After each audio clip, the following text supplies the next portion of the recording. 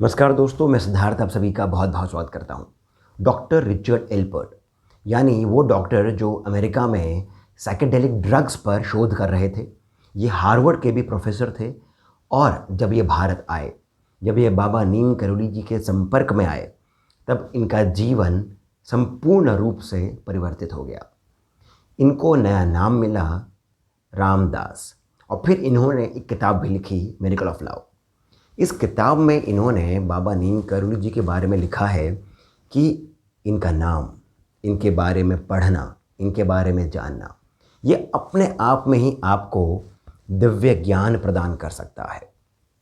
अपने आप में ये आपको दिव्यता प्रदान कर सकता है। इसके लिए इन्होंने अपनी किताब में जो शब्द लिखा है वो है ग्रेस।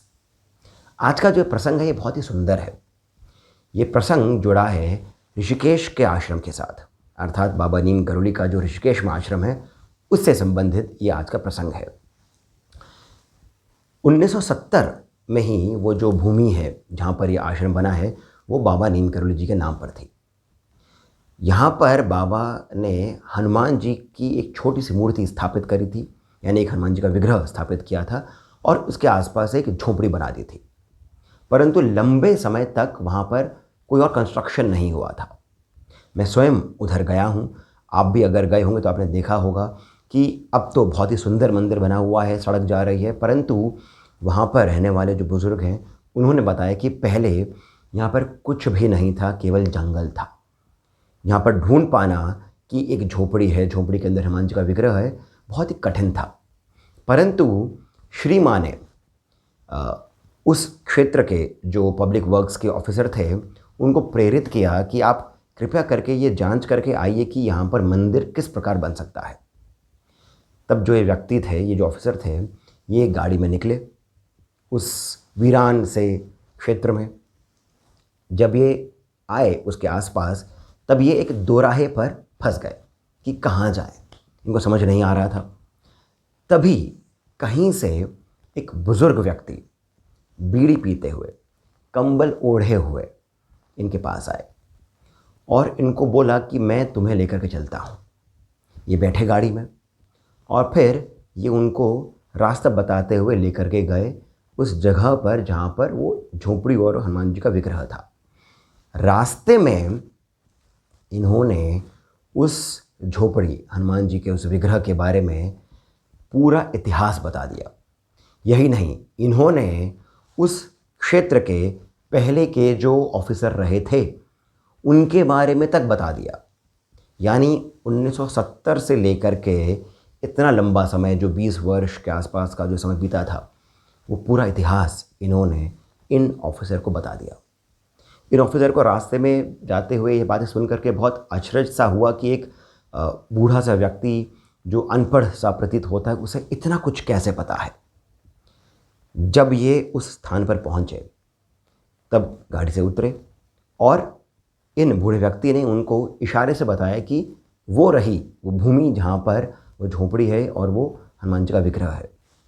जितनी देर में ये उस भूमि की ओर देखते और पलटते उस व्यक्ति की ओर, तब तक वो व्यक्ति वहाँ से अदृश्य हो गए थे। पूरा वीरान क्षेत्र था। दूर दूर तक यदि कोई चलता हुआ दिख जाए, यानी चल रहा हो तो आपको दिख जाए, परंतु इन्होंने जब देखा कि व्यक्ति किस ओर गया होगा, दूर दूर तक इन्हें कोई भी नहीं दिखा। कैसे कोई एक व्यक्ति अचानक से इतना तेज़ी से कहीं चला जाए कि आपको दिखे भी ना, जबकि वो पूरा क्षेत्र जो था वो वीरान था। तब ये जो ऑफिसर थे ये समझ गए कि ये और कोई नहीं, स्वयं बाबा नीम करोली ही थे जो इन्हें ठीक प्रकार से मार्ग दिखा करके उस झोपड़ी, उस हनुमान जी के विग्रह तक पहुंचा गए। ये बहुत ही सुंदर प्रसंग है।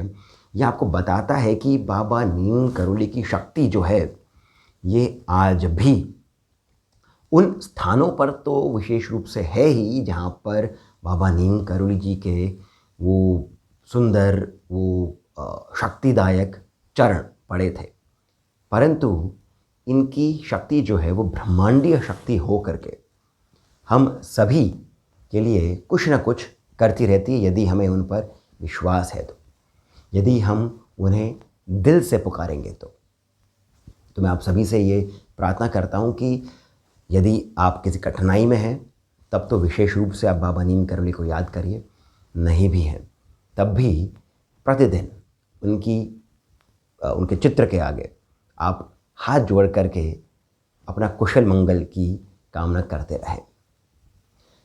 बाबा नीम करौली की शक्ति प्रत्यक्ष रूप से बहुत लोगों ने अनुभव करी है।